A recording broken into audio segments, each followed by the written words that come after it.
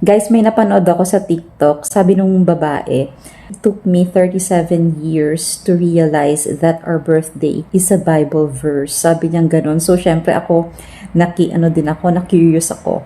Tapos, ang ginawa ko is, I search in Google, sabi ko, nilagay ko 10:29 Bible verse.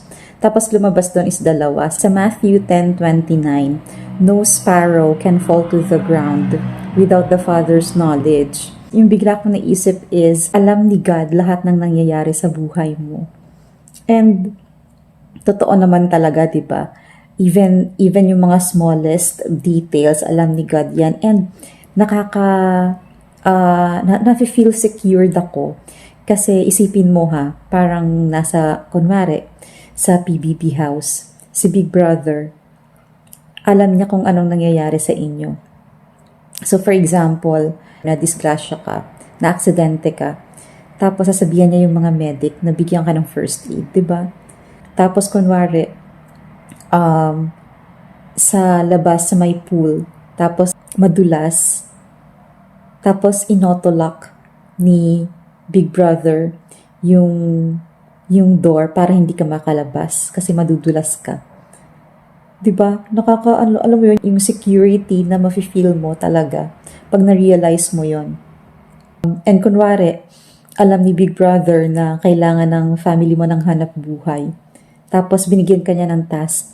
Tapos pag nagawa mo yon is bibigyan ka niya ng tricycle. 'Di ba? Nakakatuwa lang.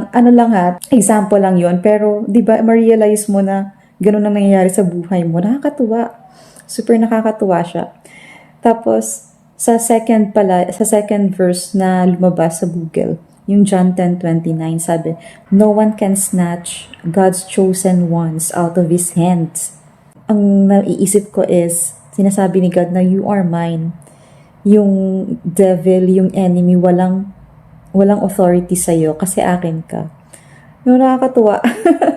Alam ko, Google lang to. But then, for me, it's a message from God. Parang sinasabi ni God na, you are my child, I'm looking after you. O, diba?